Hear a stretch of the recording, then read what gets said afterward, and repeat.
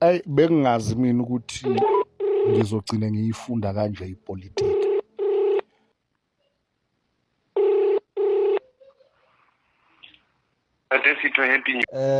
Sylvester Mangwalele. Waloka, can I call you Sylvester of Lieutenant of in your ranks? Yeah, Lieutenant Commander, yes, in my rank. Okay, and your first number? With 99004046 MC. That's good. Now our calls are been recorded. Ne?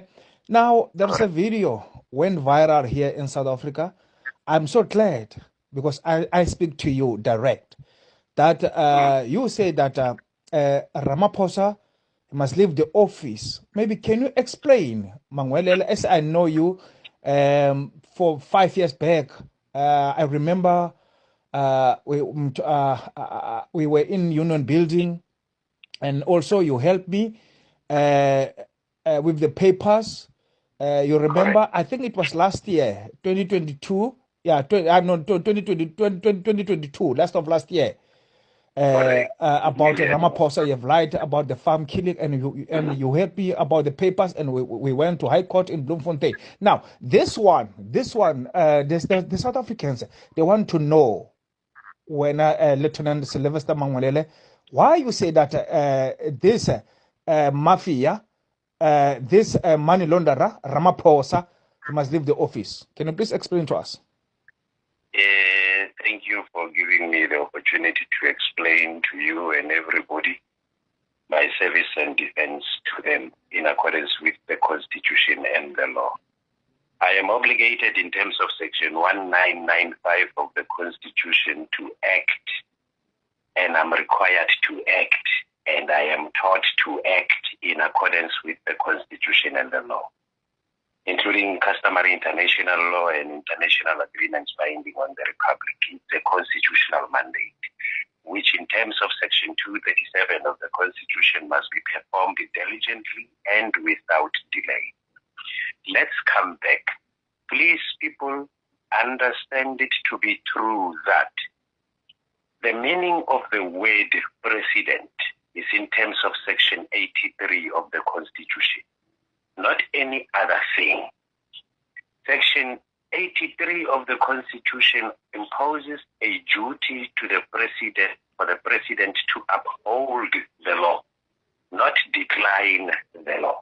But he declines.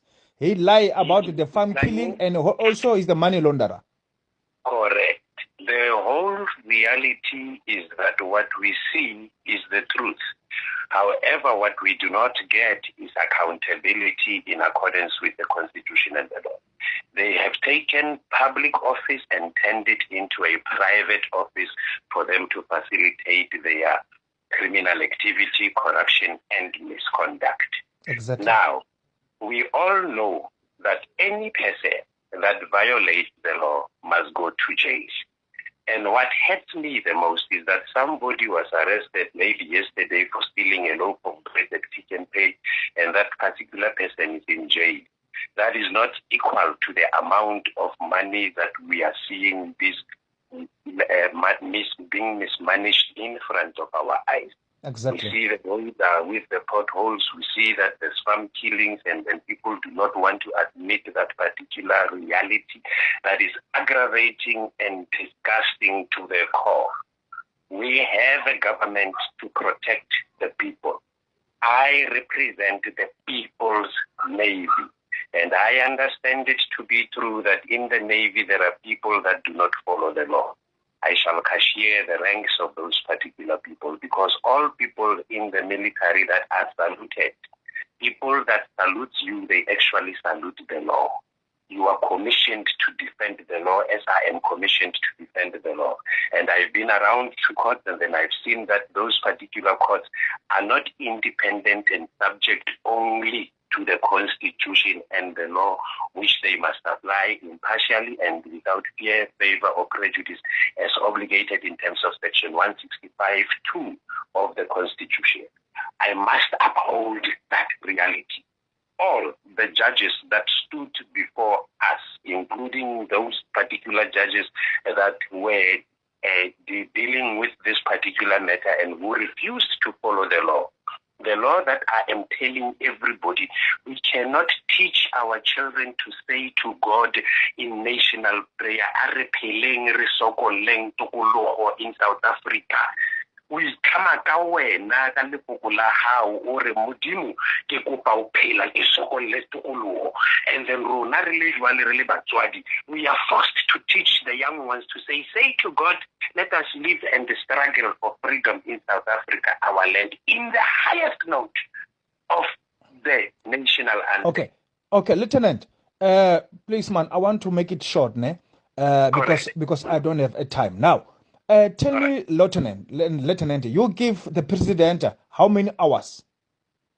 We just following the law. We know that when you are arrested today, you must appear in court in 48 hours. That's the law that the president has written. Yes. And then I have notified the Republic yesterday and the universe at large yesterday, and then he must appear tomorrow at Gordons Bay because he wrote that law. Let us see that people in the military, whether will they follow the law or not, and understand it to be true that we must stand up and then shut the salary of each and every person that do not follow the law. This is the new year, my brother. I do not intend to stay long in office as president. I am Majingilani.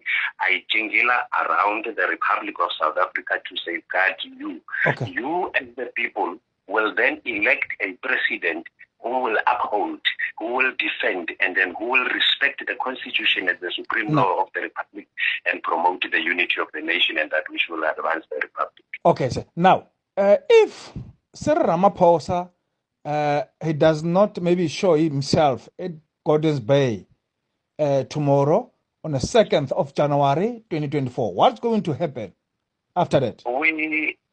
I have just informed the military police in Simonstown and then forwarded them the charges that are leveled against the first incumbent, the first citizen, and then that particular first citizen must be arrested, then be brought to Gordons Bay, because I have told him that I am saving him the embarrassment of acting in terms of Section 35 of the Constitution to arrest him and acting in terms of Section 40 of the Criminal Procedure Act to arrest him. I don't want to arrest him. He's an adult.